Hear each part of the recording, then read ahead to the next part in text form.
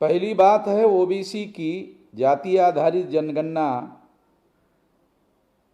इस विषय पर हम लोग लगातार पिछले 10 साल से लगातार इस पर जागरण का अभियान चला रहे हैं और इसकी वजह से सारे देश भर में इस मुद्दे पर ओबीसी के अंदर बहुत सेंसिटिविटी निर्माण हो गई है। अंग्रेजों ने, जो विदेशी थे, उन्होंने भारत में डाटा कलेक्ट करने के लिए, क्योंकि यदि विकास की योजना बनानी है तो बगैर डाटा से बनाना संभव नहीं है, इसलिए अंग्रेजों ने 1872 को जाति आधारित जनगणना का कार्यक्रम शुरू किया। गिनती का काम, जाति आधारित गिनती का काम शुरू किया और 1872 से लेकर 1931 तक ये जाति आधारित गिनती का काम लगातार चल रहा था। इसीलिए भारत में जो आंकड़े आज उपयोग में लाए जाते हैं, मंडल कमीशन ने जो 52% ओबीसी का आंकड़ा निकाला, वो 52% आंकड़ा भी उन्होंने 1931 की जनगणना के आधार पर निकाला है। इसलिए 31 तक जो जनगणना हुई थी जाति आधारित, वो जनगणना हमारे लिए बहुत महत्वपूर्ण है। उसके बाद आज़ाद भारत में जब ब्राह्मणों का राज शुरू हुआ तो उन लोगों ने जाति आधारित गिनती करने का काम बंद कर दिया। बाबा साहब आम्बेडकर के प्रयास की वजह से अनुसूचित जाति और जनजाति के लोगों की जाति आधारित गिनती करना जरूरी हुआ और उनकी गिनती जाति आधारित गिनती की जाती है। मगर बाबा साहब आम्बेडकर ने जब ओबीसी के लोगों को भी संविधान में आरक्षण का प्रावधान किया जाना चाहिए, जब ये बात उठाने का प्रयास किया, तब कांग्रेस के लोगों ने बाबा साहब आम्बेडकर को रोकने का काम किया और कहा कि आप ओबीसी के प्रतिनिधि नहीं हैं, ओबीसी के प्रतिनिधि गांधी जी है। ओबीसी के लोगों ने गांधी जी को अपना नेता, अपना प्रतिनिधि माना।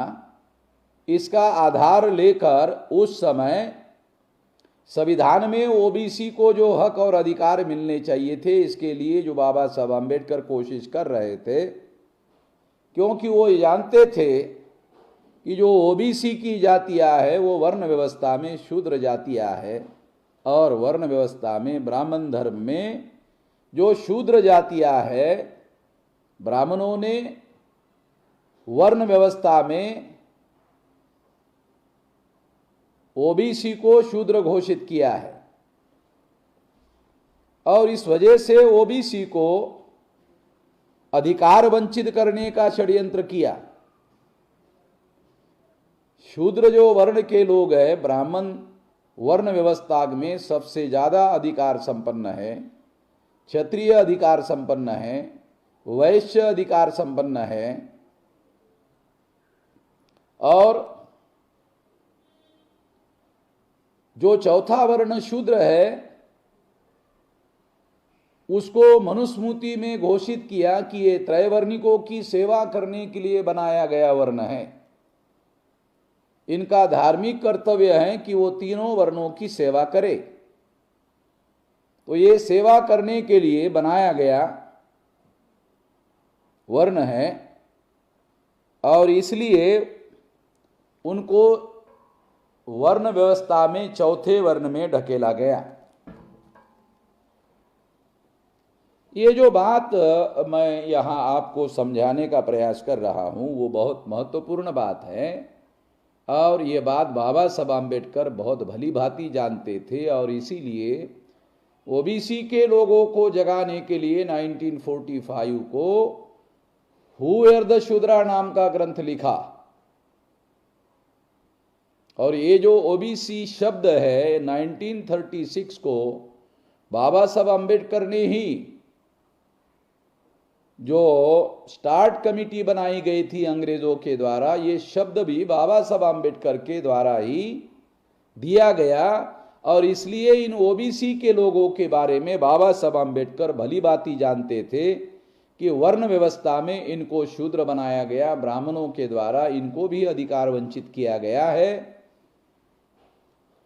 यह बात ज्योतिराव फुले भी मानते थे, कहते थे, प्रचार करते थे। इसी बात को बाबा साहब आम्बेडकर ज्योतिराव फुले को गुरु मानने की वजह से ये जानकारी वहां से भी बाबा साहब आम्बेडकर को मिली।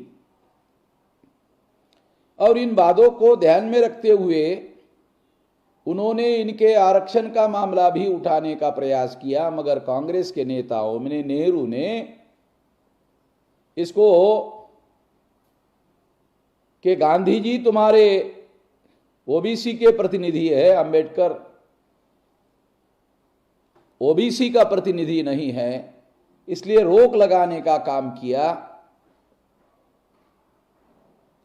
आज भी ओबीसी के लोग गांधी जी को अपना प्रतिनिधि और नेता मानते हैं, मगर गांधी जी की वजह से संविधान में जो अधिकार आना चाहिए था वो नहीं आ पाया। ये जो षड्यंत्र किया गया था ओबीसी को आज के तारीख में जागना और जागृत होना बहुत ज्यादा जरूरी है। ये सारे ऐतिहासिक संदर्भ समझने की जरूरत है। इसलिए बाबा साहब आम्बेडकर कहा करते थे, जो इतिहास नहीं जानता है वो अपना भविष्य निर्माण नहीं कर सकता। ओबीसी गांधी के झांसे में पहले भी फंसे हुए थे, आज भी फंसे हुए हैं। अगर गांधी जी को महात्मा की ही जरूरत है तो सबसे बेहतर महात्मा तो ज्योतिराव फुले हो सकते हैं, वास्तविक मार्गदर्शक हो सकते हैं, सही राह दिखाने वाले हो सकते हैं। खुद गांधी ने भी ज्योतिराव फुले को सच्चा महात्मा कहा हुआ है, तो ओबीसी को ज्योतिराव फुले को सच्चा महात्मा मानकर उनकी विचारधारा को आधार बना करके आगे बढ़ना चाहिए। आधुनिक भारत में कम से कम ये करना बहुत ज्यादा जरूरी है। तो 1931 के जनगणना में जो आंकड़े इकट्ठा किए गए थे उन आंकड़ों का ही आज भी उपयोग किया जा रहा है। 1941 में गिनती होने वाली थी या होना चाहिए था, वर्ल्ड वार चलने की वजह से यह गिनती हो नहीं पाई। अंग्रेज वर्ल्ड वार में मुख्य भूमिका निभा रहे थे और चूंकि अंग्रेजों का भारत में राज था इसलिए वर्ल्ड वार में भारत भी शामिल था। भारत से भी वर्ल्ड वार में लड़ाई लड़ने के लिए सैनिक भेजे गए थे और इसलिए इन सैनिकों को भेजने से ये बात सिद्ध हो जाती है कि भारत भी वर्ल्ड वार में शामिल था। इसलिए अंग्रेजों के द्वारा 1941 में जो गिनती होनी चाहिए थी सही तरीके से वो गिनती नहीं हो पाई। और जब 15 अगस्त 1947 को भारत को आज़ादी मिली, ये आज़ादी तथाकथित आज़ादी है ऐसा कहा जा सकता है। ये सो कॉल्ड इंडिपेंडेंस है, सो कॉल्ड फ्रीडम है, क्योंकि इसमें अंग्रेज नाम का विदेशी चला गया और ब्राह्मण नाम का विदेशी भारत का हुक्मरान हो गया। इसे जानने की और इसे समझने की जरूरत है और इसलिए इसे जानने और समझने की जरूरत होने की वजह से ये बात मैं आप लोगों को समझा रहा हूं, बताने का प्रयास कर रहा हूं। उसके बाद 1951 में 41 के बाद गिनती होने वाली थी। ये जो गिनती होने वाली थी तो 3 साल पहले यानी 1948 में सेंसस कमिश्नर ने भारत सरकार के पास यानी जवाहरलाल नेहरू के पास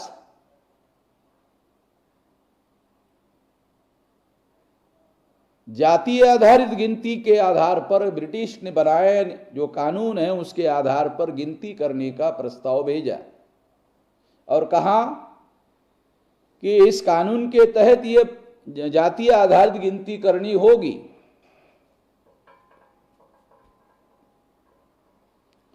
जवाहरलाल नेहरू को ऐसा लगा कि इससे बैकवर्ड क्लासेस के अंदर जागरण फैल सकता है और संख्या के आधार पर अधिकारों की मांग उठ सकती है। ये मामला हो सकता है और इसी बात को ध्यान में रखते हुए जवाहरलाल नेहरू ने बाबा साहब आम्बेडकर को लॉ मिनिस्टर होने की वजह से सलाह पूछा कि क्या किया जा सकता है। तो बाबा साहब आम्बेडकर ने कहा कि अंग्रेजों के समय का गिनती करने का यह कानून है, इसके तहत जातीय आधारित गिनती करना अनिवार्य होगा। जवाहरलाल नेहरू ने यह सोचा कि ये कानून की वजह से अगर जातीय आधारित गिनती करनी पड़ सकती है तो जवाहरलाल नेहरू ने कहा कि हम लोग इस कानून को ही बदल देते हैं और 1948 को इस कानून को जवाहरलाल नेहरू ने बदला और बदले हुए कानून के तहत 1951 में जवाहरलाल नेहरू ने जातीय आधारित गिनती ओबीसी की करने से रोक लगा दिया। जातीय आधारित गिनती से आप हैरान हो जाओगे सुनकर कि 1931 के सेंसस के अनुसार ब्राह्मणों की संख्या भारत में केवल 45 लाख थी, यानी आधा करोड़ भी नहीं थी, आधा करोड़ को 5 लाख कम थी। अगर इसका और थोड़ा दूसरे तरीके से विश्लेषण किया जाए तो और बात समझ में आती है कि इसमें जितने पुरुष थे उतने महिलाएं थी। अगर हम लोग इनके 3 हिस्से करें 45 लाख के तो 15 लाख 15 लाख 15 लाख हो सकते हैं। हम मिनिमम मान चलते हैं कि एक ही बच्चा ब्राह्मणों के घर में होगा, ऐसे तो ज्यादा होता है, मगर ये मानकर चलते हैं कि एक ही बच्चे को माना जाए तो ब्राह्मणों की वास्तविक संख्या 15 लाख ही थी प्रौढ़ पुरुषों की, क्योंकि बच्चों की संख्या अगर 15 साल मानी जाए तो वो बच्चे थे, प्रौढ़ नहीं थे। और चूंकि जो महिलाएं थी, ब्राह्मण जब यूरेशिया से भारत में आए तो वो आक्रांता और आक्रमणकारी बनकर आए थे। और ऋग्वेद में इस बात का सबूत है कि लड़ाई हुई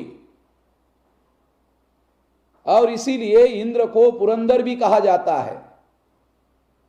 पुरंदर का मतलब होता है गांव देहातों को नष्ट करने वाला, बस्तियों को नष्ट करने वाला। तो इस तरह से ये रिकॉर्ड में है, कोई काल्पनिक बात। ऋग्वेद जो प्राचीन भारत का ग्रंथ है उसमें ये बात लिखी हुई है। तो ये आक्रांता लोग थे, आक्रमणकारी लोग थे। अगर ये आक्रमणकारी लोग थे, आक्रांता लोग थे, तो इस बात को जानने की और समझने की जरूरत है कि 1931 में आक्रांता लोगों की संख्या केवल मात्र 15 लोग थी, प्रौढ़ लोगों की। महिलाएं जब वो आक्रांता बनकर आए तो उनके साथ महिलाएं नहीं थी, केवल पुरुष थे। क्योंकि जब कोई आक्रमण करने के लिए आता है तो पुरुष ऐसा मानते हैं कि इसमें महिलाएं अवरोध खड़ा करती है। और आज भी दुनिया में बहुसंख्य देशों में महिलाओं को मिलिट्री में भर्ती नहीं किया जाता है, उसको अवरोध माना जाता है। शारीरिक रूप से कमजोर माना जाता है, युद्ध करने के लिए योग्य नहीं माना जाता है। आज भी दुनिया के बहुसंख्य देशों में ऐसा किया जाता है। इन बातों को ध्यान में रखते हुए आक्रमण करने वाले यूरेशियन ब्राह्मणों ने महिलाओं को साथ में नहीं लाया। जब वो यहां आए और यहां निवास करने लगे तो प्रजनन करने के लिए उनके सामने संकट खड़ा हुआ, तो उन्होंने यहां से महिलाओं को उठाया और उनके द्वारा प्रजनन किया। तो ये जो उनके द्वारा प्रजनन किया गया है, ये बात जानना और समझना बहुत ज्यादा जरूरी है। ये सबूत के तौर पर मैं बता रहा हूं, क्योंकि माइटोकॉन्ड्रियल डीएनए के आधार पर यह बात सिद्ध किया गया है कि जो ब्राह्मणों के घरों में महिलाएं हैं उनका डीएनए एससी एसटी ओबीसी की महिलाओं के साथ मिल जाता है। जब उनका डीएनए एससी एसटी ओबीसी के साथ मिल जाता है तो इससे ये बात और भी सिद्ध हो जाती है कि उन्होंने महिलाओं को साथ में नहीं लाया था और प्रजनन करने के लिए महिलाओं को उठाया था। इसलिए 45 लाख महिलाओं में से 15 लाख महिलाओं को अगर माइनस कर दिया जाए और बच्चों को माइनस कर दिया जाए तो राजनीतिक रूप से परिपक्व पुरुष जो ब्राह्मणों के थे 1935 में केवल मात्र 15 लाख थे। और जब आजादी मिली उस समय जो अंग्रेज भारत छोड़कर गए उनकी संख्या 11 लाख थी। तो 47 के दौरान इस संख्या को हम लोग और थोड़ा बड़ा मान लेते हैं, इनको और डबल मान लेते हैं, 15 और 15 30 लाख मान लेते हैं कि उस समय ब्राह्मणों की संख्या 30 लाख रही होगी और उसमें 30 लाख रही होगी और 11 लाख ब्राह्मण, जो 11 लाख अंग्रेज लोग भारत छोड़कर गए थे। तो अंग्रेजों ने ये जो 30 लाख ब्राह्मण थे, इन 30 लाख ब्राह्मणों को भारत में ट्रांसफर ऑफ पावर देकर के चले गए। ऐसा कहा जा सकता है कि ब्राह्मणों के द्वारा अंग्रेजों के साथ गुप्त समझौता किया गया होगा और इस गुप्त समझौते के तहत, क्योंकि ये गुप्त समझौता के कुछ सबूत उपलब्ध हैं, जैसे गांधी और नेहरू ने अंग्रेजों के साथ पाकिस्तान बनाने के मुद्दे पर समझौता किया कि अनुसूचित जाति और जनजाति के लोगों को आजाद भारत में सेपरेट इलेक्टोरेट देने का वादा जो अंग्रेजों ने किया वो ना दिया जाए। इसके बदले में भारत के टुकड़े करने का प्रस्ताव जो अंग्रेजों का है उसे हम स्वीकार करने के लिए तैयार है। इसके अलावा अंग्रेजों ने और भी कुछ शर्तें रखी होगी और गांधी और नेहरू ने उन शर्तों को स्वीकार किया होगा। उन शर्तों के बारे में एक बात, बहुत अहम बात बताना चाहता हूं कि 1984 में सिखों के दरबार साहिब पर अमृतसर में जो सिखों का सबसे बड़ा धार्मिक सेंटर है,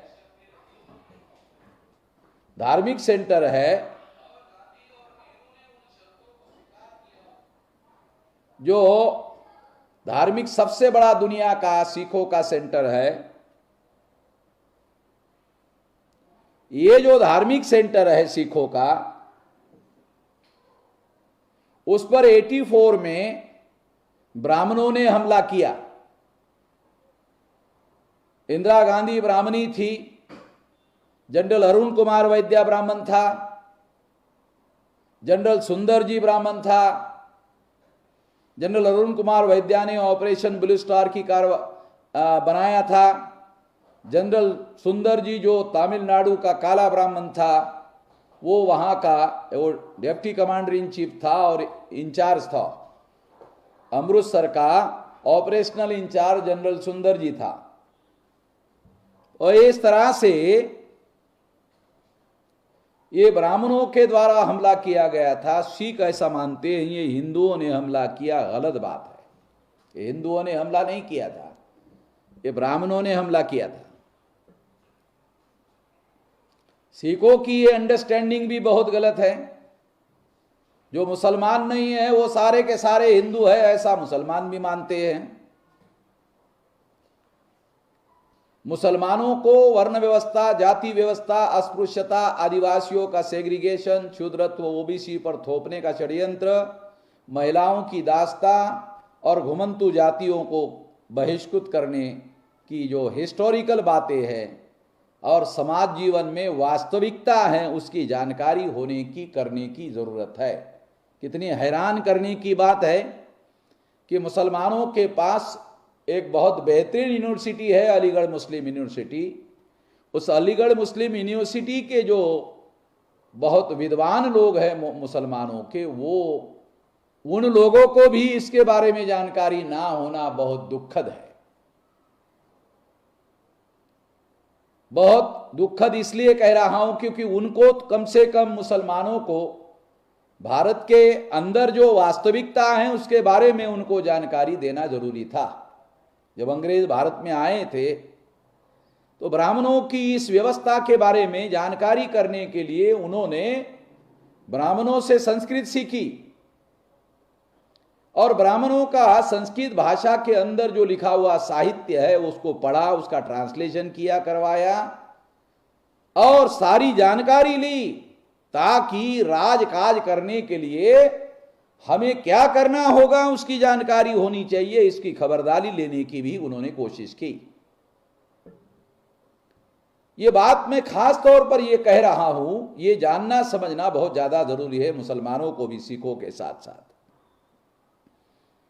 तो 84 में जब स्वर्ण मंदिर पर या दरबार साहब पर हमला किया गया, जब हमला किया गया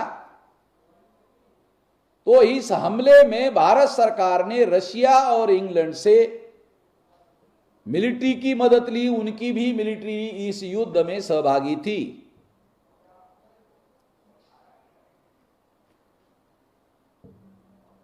अंग्रेजों ने अपनी मिलिट्री इसमें सहभागी क्यों की थी, इसके बारे में सिखों की लगातार मांग है। ब्रिटेन में, अमेरिका में, कनाडा में वो मांग कर रहे कि क्यों अंग्रेज लोग इस लड़ाई में क्यों शामिल थे, और वो लगातार अंग्रेजों को इस रहस्य पर से पर्दा हटाने के लिए मांग कर रहे हैं, मगर अंग्रेज बता नहीं रहे हैं क्योंकि ये गुप्त बातें हैं। इसका मतलब है ब्राह्मणों ने अंग्रेजों के साथ में गुप्त समझौता किया है। वो गुप्त समझौता अंग्रेज लोग चूंकि गुप्त हैं इसलिए उसके बारे में बताने के लिए तैयार नहीं है। इसे जानना समझना बहुत ज्यादा जरूरी है सब लोगों के लिए। निश्चित रूप से इसके अनुमान किए जा सकते हैं और वो अनुमान ये है, पहले नंबर का अनुमान ये है कि जो भारत के मूल निवासी कौन है ये अंग्रेजों को मालूम था। तो मूल निवासियों का राज आ सकता है। तो भारत जिस तरह से मौर्य के समय में जो अमर्त्य सेन हैं उन्होंने आइडिया ऑफ जस्टिस नाम का किताब लिखा और रिसर्च करके ये सिद्ध किया कि मौर्य के समय में भारत का जीडीपी 31% था। दुनिया आज तक कोई भी देश, सबसे ज्यादा डेवलप कंट्री अमेरिका है, मगर अमेरिका का भी 31% जीडीपी नहीं है। आंकड़ों के आधार पर 31% जीडीपी मौर्य के समय में भारत का था। ये बात अमर्त्य सेन जो अर्थशास्त्री है, नोबेल प्राइज विनर है, उन्होंने सिद्ध किया। इसका मतलब यह है कि इस देश के जो मूल निवासी थे, क्योंकि मौर्य नाग लोग थे, मूल निवासी थे, और ये जो मूल निवासी लोग थे, अगर भारत मूल निवासियों के नियंत्रण निर्देशन में आता है तो वह गत वैभव प्राप्त कर सकता है। और ब्राह्मणों के नियंत्रण में रहेगा तो ब्राह्मण जो है हमारे साथ मिलजुल कर रह सकता है। मेरे पास ये भी जानकारी है कि अमेरिका में मुझे ये जानकारी मिली कि अमेरिकन गवर्नमेंट का भी गुप्त समझौता भारत सरकार के साथ में है, ब्राह्मणों के साथ में है, और अमेरिका ने यह समझौता किया है। इसका मतलब है भारत सरकार ने यह समझौता किया है, उसके बदले में बहुत सारी बातें भारत सरकार उनको देती होगी। वो गुप्त समझौता क्या है कि अमेरिका वर्ण व्यवस्था, जाति व्यवस्था, अस्पृश्यता, आदिवासियों का सेग्रीगेशन, शूद्रत्व, ओबीसी प्रथोपना, घुमंतुओं को बहिष्कृत करना और महिलाओं को दास बनाना, इसमें अमेरिका हस्तक्षेप नहीं करेगा। इसका सबूत मेरे पास है, डॉक्यूमेंट्री एविडेंस मेरे पास है। तो इस तरह से भारत के ब्राह्मणों ने 1885 को कांग्रेस की स्थापना की आजादी के लिए, मगर 1929 तक कांग्रेस ने आजादी का कागज में प्रस्ताव तक पारित नहीं किया। जो लोग आज हमको इतिहास पढ़ाते हैं कि 1885 से आजादी का आंदोलन कांग्रेस ने शुरू किया, और अगर ये सच है तो 1929 तक कांग्रेस ने ये रेजोल्यूशन आजादी का कागज में भी प्रस्ताव पारित क्यों नहीं किया? तो वो अंग्रेजों को ये कहा करते थे कि तुम राजा रहो, शासक रहो, प्रशासन में ब्राह्मणों को हिस्सेदारी दो। ये जो बाल गंगाधर तिलक ने स्वराज्य कहा, स्वराज्य कहने स्व यानी ब्राह्मणों का राज्य। आज तक भारत के मूल निवासियों को यह समझ में नहीं आता कि स्वराज्य का आंदोलन पढ़े लिखे लोगों को समझ में नहीं आता। वो ऐसा ही मानकर चलते हैं कि स्वराज्य का आंदोलन का मतलब है आजादी का आंदोलन। गलत बात है। स्वराज्य का आंदोलन, बाल गंगाधर तिलक ने अकोला में, यवतमाल में और भुसावल में भाषण देते हुए कहा कि स्वराज्य का मतलब यह नहीं है कि अंग्रेजों को भारत से भगाया जाए। अंग्रेज यही रह सकते हैं बशर्ते प्राचीन काल में हमारे मनुस्मृति में लिखा है कि राजा राज्य शकट चलाता था और राजा प्रशासन ब्राह्मणों के द्वारा चलाता था। यदि प्रशासन में ब्राह्मणों को हिस्सेदारी देने का काम यदि अंग्रेज लोग करते हैं तो हम लोग कहेंगे कि अंग्रेज यहीं पर रह सकते हैं। वो राजा रहे, शासक रहे, केवल प्रशासन में ब्राह्मणों को हिस्सेदारी दे।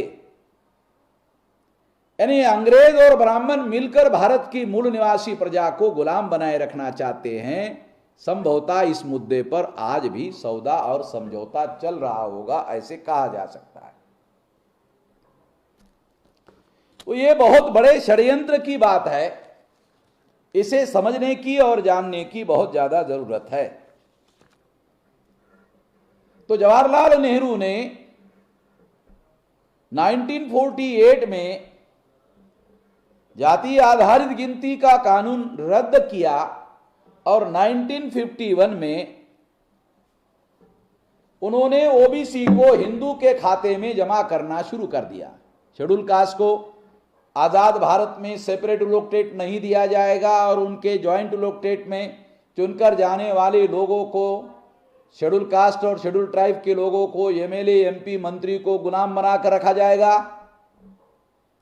और ओबीसी की गिनती ओबीसी के नाम पर किए बगैर हिंदू के नाम पर करके ब्राह्मणों को, ओबीसी को भी गुलाम बनाकर रखा जाएगा।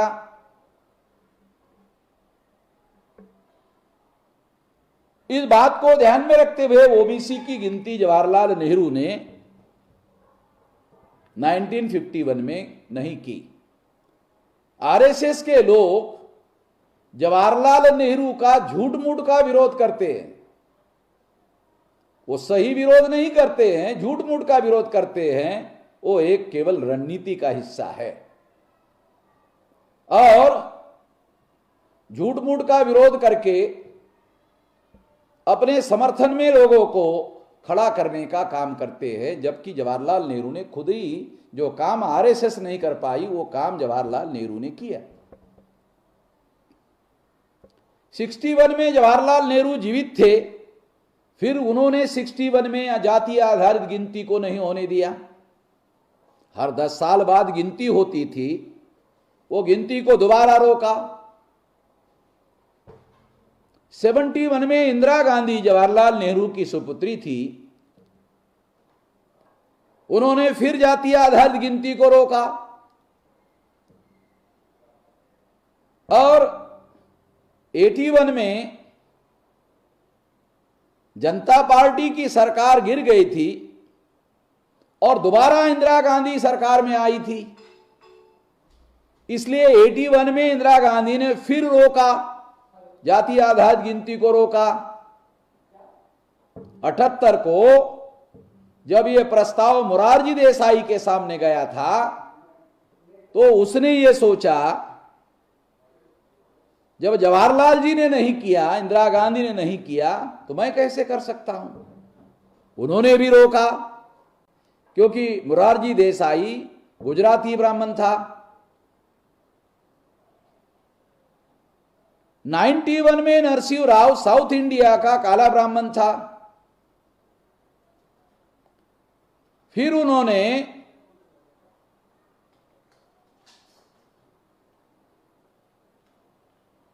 ब्राह्मण ने जातीय आधारित गिनती को रोका।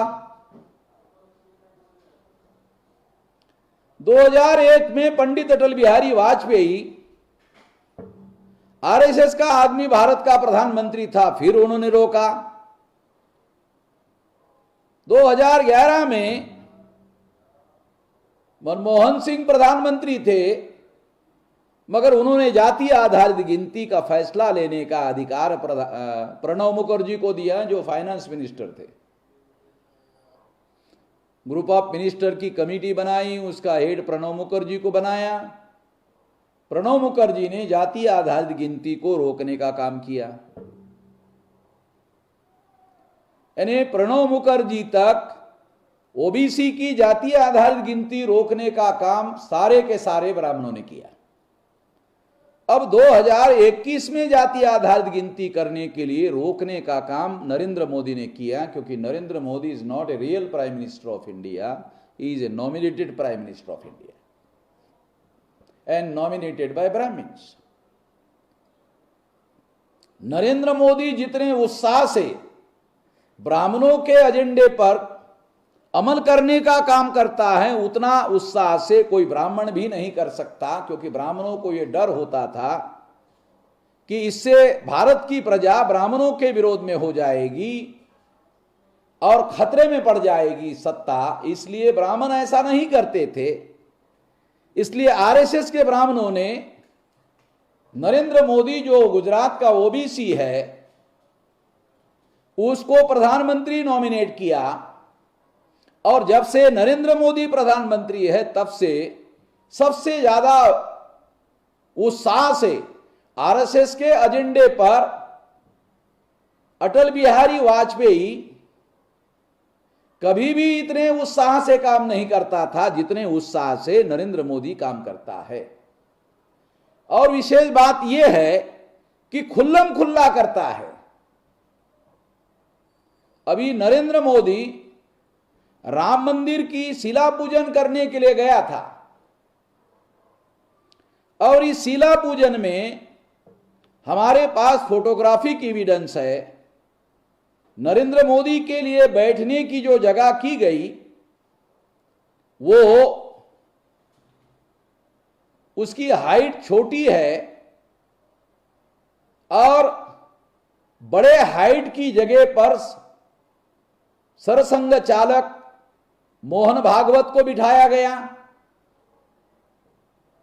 यानी ऊंचे मचान पर बैठने की ऊंची जगह भागवत के लिए की गई। और नरेंद्र मोदी के लिए बैठने की जो जगह है वो भागवत से लोअर लेवल की गई। एक फोटोग्राफी की एविडेंस हमारे पास है, दूसरा फोटोग्राफी की एविडेंस हमारे पास है कि जो ब्राह्मण इस तरह से मंत्र उच्चारण करने वाले जगह पर बैठे हुए हैं और वो भागवत को संबोधित करके हुए बोल रहे हैं, उच्चारण कर रहे हैं मंत्र, ऐसा दिखाई देता है, खुल्लम खुल्ला दिखाई देता है।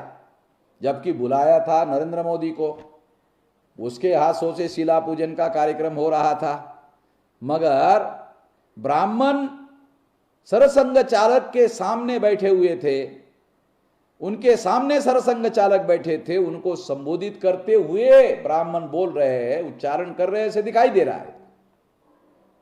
और जो ब्राह्मण उच्चारण करने वाले ब्राह्मण थे उसके लेफ्ट हैंड पर नरेंद्र मोदी को बिठाया गया था।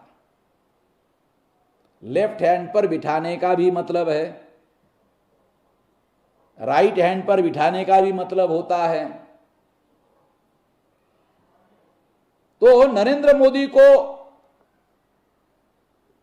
हाइट पर, छोटे हाइट पर बिठाया गया, लेफ्ट हैंड पर बिठाया गया और सरसंघ चालक को संबोधित करते हुए मंत्रों का उच्चारण हो रहा था। नरेंद्र मोदी को संबोधित करते हुए उच्चारण नहीं हो रहा था। एक फोटोग्राफी की एविडेंस है। जब भारत का राष्ट्रपति डॉक्टर राजेंद्र प्रसाद हो गए थे तो वो गणराज्य के प्रमुख थे, राष्ट्रपति थे, राष्ट्र प्रमुख थे, जवाहरलाल नेहरू सरकार प्रमुख थे। वो वाराणसी में जाकर 200 ब्राह्मणों के पैर धोए और धोया हुआ पानी 2-3 चम्मच उठाकर पी लिया। तो ये घोषणा करने का मकसद था कि ये देश जो है ब्राह्मणों के नियंत्रण में आ गया है। और जो राम मंदिर की कमेटी बनाने के लिए बनाई गई है उसमें 21 ब्राह्मणों को लिया गया, सारे के सारे ब्राह्मणों को रखा गया है। ये बात सिद्ध होती है। और इस तरह से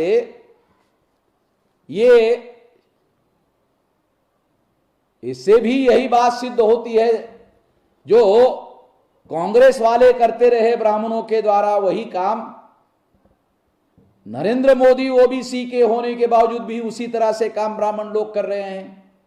यानी किसी प्रकार का कोई परिवर्तन नहीं आया है।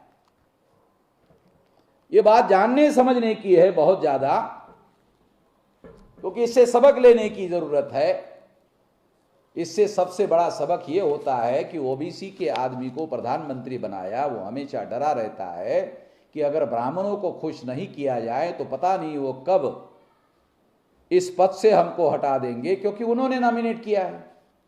जो नॉमिनेट करने वाला होता है, नॉमिनेट का सिद्धांत है कि नॉमिनेट करने वाले ब्राह्मण हैं तो हटाने का अधिकार भी उसी के पास होता है, क्योंकि उन्होंने नॉमिनेट किया तो हटाने का अधिकार भी उनके पास ही होता है। इसलिए वो हमेशा डरा रहता है और डरने की वजह से वो ब्राह्मणों को खुश करने के लिए हमेशा कार्य करते रहता है। योगी आदित्यनाथ की बात ले लो। अयोध्या में जो नदी बहती है वो नदी घाघरा है। मैंने आंध्र प्रदेश के अंदर जो अधिवेशन लिया उसमें ये बात कही। अब वो लोग मेरा भाषण सुनते रहते हैं। तो योगी आदित्यनाथ को लगा कि ये तो हमारी पोल पट्टी खुल जाएगी कि रामायण में सरयू लिखा हुआ है और जमीन पर घाघरा नदी है, तो रामायण को लोग कह सकते हैं ये काल्पनिक है और झूठा एक जगह बैठकर लिखा हुआ है। जिनको भौगोलिक ज्ञान नहीं था और नदी की जानकारी नहीं थी, नदी के नाम की जानकारी नहीं थी और एक जगह बैठकर लिखा गया था जिसको भौगोलिक ज्ञान नहीं था। जब ये भाषण मेरा उन्होंने सुना तो कैबिनेट ने अप्रूवल करके जिस नदी का नाम घाघरा है उस नदी का नाम सरयू कर दिया जाए, ऐसा प्रस्ताव सेंट्रल गवर्नमेंट को लिखित रूप से भेजा। मंत्रिमंडल में पास किया और लिखित रूप से भेजा। ऐसी खबरें अखबार में छपकर आई, उत्तर प्रदेश में भी और महाराष्ट्र टाइम्स में भी ये खबर छपकर आई, टाइम्स ऑफ इंडिया में भी ये खबर छपकर आई, इंडियन एक्सप्रेस में भी ये खबर छपकर आई और हमें मालूम हो गया और हम जो कह रहे हैं वो बात सिद्ध हो गई कि उस नदी का नाम घाघरा ही है, इसलिए उसको बदलने का प्रस्ताव भेजना पड़ा। क्योंकि योगी आदित्यनाथ जन्म से राजपूत है, क्षत्रिय है ऐसे कहा जाता है, मगर गोरखनाथ पीठ का महंत है और गोरखनाथ पीठ का महंत होने का मतलब है गोरखनाथ जो थे वो तंत्रयानी आचार्य थे और तंत्रयान बुद्धिज्म का चौथा पंथ था। हिनयान, महायान, वज्रयान, तंत्रयान, तो तंत्रयान के आचार्य थे। ऐसा एक बहुत बड़े पंडित ब्राह्मण जो है, बड़े साहित्यकार थे उत्तर प्रदेश के, उन्होंने खुद ही अपने किताब में ये लिख कर रखा हुआ है, ये ब्राह्मणों का लिखा हुआ है। तो इस तरह से ये भी एक तो राजपूत है और हिंदू नहीं है योगी आदित्यनाथ। ब्राह्मणों का अगर साधु बनना है तो बड़ी बड़ी जटा और दाढ़ी बढ़ानी पड़ती है, और योगी आदित्यनाथ की न जटा है न दाढ़ी है न वो और अगर गोरखनाथ पीठ का महंत बनना है तो उसको टक्कल करना पड़ेगा जैसे भिक्षु लोग करते हैं। और भिक्षु लोग जिस तरह के कलर का कपड़ा ग्रहण करते हैं उसी तरह के कपड़ा भी उनको ग्रहण करना पड़ता है। तो ये भी डरे हुए हैं क्योंकि ये एक तो हिंदू है नहीं, और इस वजह से ये भी डर कर ब्राह्मणों को खुश करने के लिए काम करते रहते हैं, ऐसा दिखाई देता है। अभी योजनाबद्ध तरीके से टाइम्स ऑफ इंडिया टुडे ने पहले नंबर का मुख्यमंत्री योगी आदित्यनाथ को घोषित किया। ये 2022 में ईवीएम के द्वारा घोटाला करने के लिए भूमिका और माहौल बनाया जा रहा है, ताकि उसको अगर ईवीएम के द्वारा जितवाया जाए तो पहले से भूमिका बनाई जा रही है कि नहीं वो बहुत पहले से लोकप्रिय था, ऐसा षड्यंत्र किया जा रहा है। तो मैं आप लोगों को जो समझाने का प्रयास कर रहा हूं कि Narendra Modi is not a real prime minister of India, he is a nominated prime minister of India and nominated by Brahmins. तो वो ज्यादा उत्साह से ओबीसी के विरोध में काम करता है, और इसलिए चुनाव के पहले होम मिनिस्टर राजनाथ सिंह थे और उन्होंने ओबीसी की जाति आधारित गिनती करने का ऐलान किया था, और जैसे ही चुनाव जीत लिया होम मिनिस्टर को बदल दिया और अमित शाह और नरेंद्र मोदी ने ऐलान किया कि ओबीसी की जाति आधारित गिनती नहीं होगी। तो इस तरह से ये सारा का सारा षड्यंत्र हो रहा है। ये बारीकियां मैं आप लोगों को समझाने का प्रयास कर रहा हूं। यदि 52% लोगों को ये लोग नाराज कर रहे हैं, ये सोचने की बात है, ये विचार करने की बात है। 52% लोगों को नाराज करके कोई चुनाव कैसे जीत सकता है? एनआरसी, एनपीआर और सीएए एससी, एसटी, ओबीसी और माइनॉरिटी के विरोध में लागू किया जा रहा है, जिनकी संख्या 85% है। तो ये 85% लोगों को नाराज करके चुनाव कैसे जीता जा सकता है? लेबर लॉज को रद्द किया जा रहा है, जो कम से कम 52 करोड़ लेबर लोग हैं, फिर चुनाव कैसे जीता जा सकता है?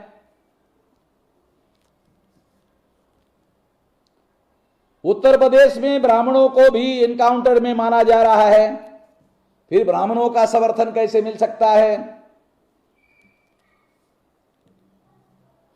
पर्यावरण कानून में इस तरीके से बदलाव नरेंद्र मोदी के द्वारा किया जा रहा है कि पुराना कानून पूरी तरह से रद्द किया जा रहा है।